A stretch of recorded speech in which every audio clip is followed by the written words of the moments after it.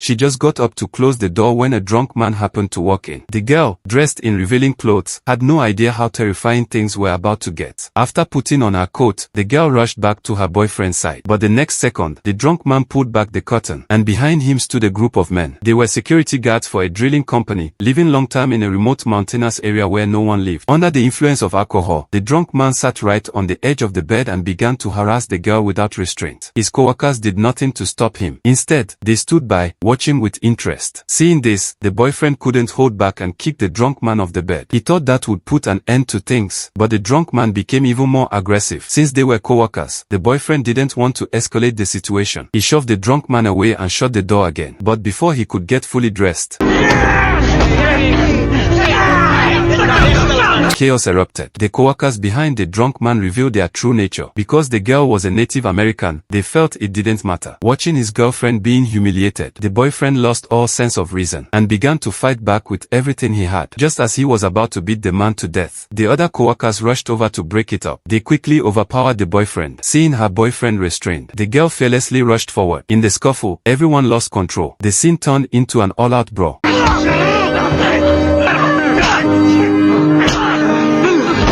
When both of them were knocked out and went still, those animals took advantage of the moment and assaulted the girl repeatedly. Just then, the boyfriend stood up again. Using the last of his strength, he fought with the men once more, and in his final moments, he urged his girlfriend to run. The girl struggled to her feet. As she left, she gave him one last, tearful look. To escape the monsters chasing her, she ran through snow-covered wilderness in minus 29 degrees Celsius temperatures. But in that desolate mountain, there was no signal, no roads, and the nearest rescue on horseback was more than 10 kilometers away. With the freezing weather and her injured body, it was impossible for her to survive. She didn't get far before collapsing. The bitter cold had already crystallized fluid in her lungs, and her unprotected limbs suffered various degrees of frostbite. Even so, she didn't give up. The next day, a hunter named Corey spotted a trail of bloody footprints. Alerted, he changed into white camouflage, grabbed his weapon, and followed the trail. Not long after, a blue silhouette appeared in the distance. Corey grew tense and cautiously approached. When he got close, he was horrified. The girl had frozen into a block of ice, long since dead. But the most shocking part was, he knew this girl. Her name was Lily. Seeing her like this, Corey was overwhelmed with grief. He knew she must have suffered immensely before dying. To uncover the truth, he immediately radioed the local sheriff. Due to the severity of the case, the FBI sent a female agent to investigate. Soon after, the sheriff and the agent arrived at the scene. Lily's main cause of death was running long distances in extreme cold, causing her lungs to freeze and bleed internally. She essentially drowned in her own blood. But here was the question. Why would a girl be running barefoot in the middle of nowhere? What had she gone through? Lily had 2 broken ribs, head trauma from blunt force, and signs of tearing in her lower body, all indicating she had been assaulted before death. The lead agent, Banner, wanted the medical examiner to list the case as homicide, but the examiner refused. He insisted that the cause of death was pulmonary hemorrhage, and that the reason behind it wasn't within his scope to determine. Banner was furious, because if the death wasn't ruled as murder, his superiors would shut down the case, and Lily's story would likely be forgotten. Alone, Banner knew she had to solve this case by herself. To find the truth, she went to Lily's home. She started by blaming her father for failing to protect her, but the father replied that Lily was an adult, free to choose where to go and who to date. Banner initially thought the family was cold and indifferent, as if they didn't care about Lily's death. But after seeing her mother tormented by grief, she realized how wrong she was. The father's coldness and hostility weren't because he didn't care, but because of years of systemic neglect from the government toward Native Americans. Soon after, Corey came to visit Lily's father. When they met, the father's eyes welled up with tears. What parent could stay calm after losing a child in such a horrific way? Corey understood his pain deeply. He had also lost a daughter. To this day, her death remained a mystery, and the tragedy had torn his family apart. Seeking more leads, they questioned Lily's younger brother, Sam, a lazy, aimless teenager. As Banner and the sheriff knocked on the door, Corey instinctively circled to the back. Moments later, a dazed young man stepped out. Thinking they were there to arrest him for drugs, he played it cool, but slowly slipped a hand into his pocket.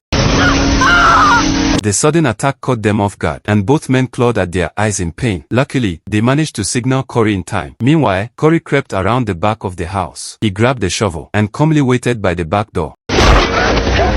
With one swing of the shovel, Corey easily took down 2 of the drug addicts. Meanwhile, Banner kicked open the door and rushed inside. The place was a total dump. The stench and the earlier spray to the face made her eyes and nose run uncontrollably. There was no time to dwell on it. Holding her breath, she began searching room by room. When the 2 of them came back outside, Corey had already tied up the addict. At first, the guy thought the police were there to arrest him, but after talking to them, he was shocked to learn his sister was dead. The reason they came was just to ask if he knew who his sister's boyfriend was and what his name might be. Later, while the police were handling the body, Corey pointed something out to Banner. A trail of sled marks in the snow stretching from where they stood toward the distant forest. Strangely, there were only tracks going out, none returning, and the trail led directly to where Lily's body was found. In search of answers, the 2 of them rode snowmobiles and followed the tracks into the woods. They parked and continued on foot, but what they saw shocked them. Half of a corpse lay out in the open, mud and frozen. They returned to report what they found. An autopsy would be needed to confirm the victim's identity.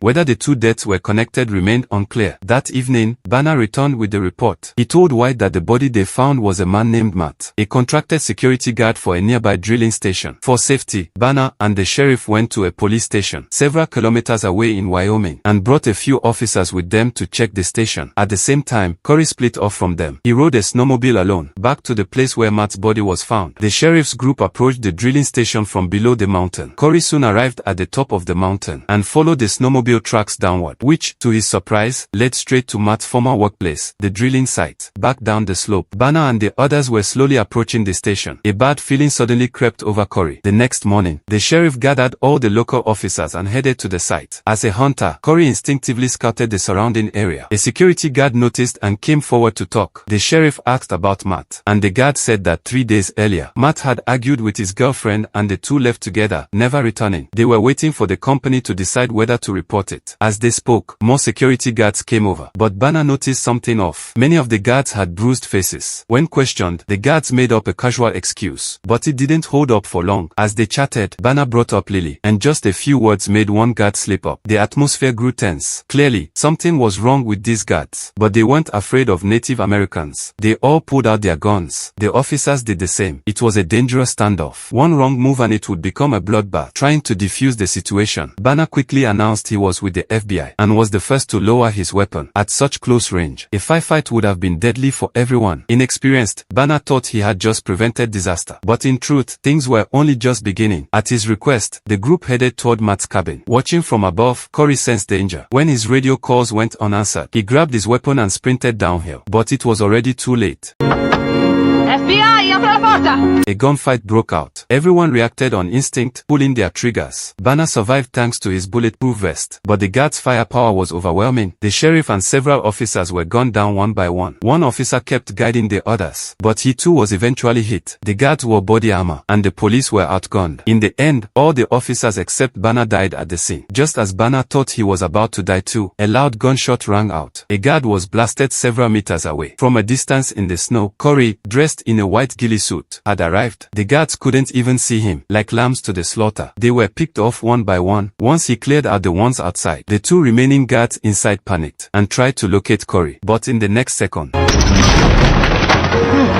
the ringleader dropped to his knees and kicked open a window to escape from the back. Banner, having crawled out from behind a crate, emptied his clip at the fleeing guard, but he missed the vital areas, and the man managed to flee into the deep forest. Corey soon caught up. Luckily, Banner's injuries were minor. After quickly patching him up, Corey set out to capture the escaping guard. Little did that man know, he was now in the exact same situation Lily had been in. Wounded, terrified, every breath reminding him that death was close. While he was stumbling through the snow, Corey caught up and knocked him out with a blow to the head. When the man came to, he found himself at the snowy mountain's peak. Corey had taken his shoes, just as Lily had died barefoot in the snow. He now wanted the man to feel the same pain. Corey told him, "If you confess everything, I'll spare your life." Under the threat of death, the man confessed everything that had happened that night in full detail. Once Corey learned the truth, he kept his promise and untied the man. Non capisco. Che cosa vuoi che faccia? Voglio che corri. Lily, driven by the will to survive, had run over 6 kilometers through the snowy night. But this beast of a man couldn't even make it 600 meters before collapsing. Like Lily, he ended up choking on his own blood in the snow. He may never have understood just how terrified and helpless that 18-year-old girl must have felt, running barefoot through the freezing night. In the end, Corey found his closest friend and told him, "The animals who took your daughter's life have all paid the price." The two men sat together, praying that their daughters, in the next world, would never be hurt again and could live in peace and happiness.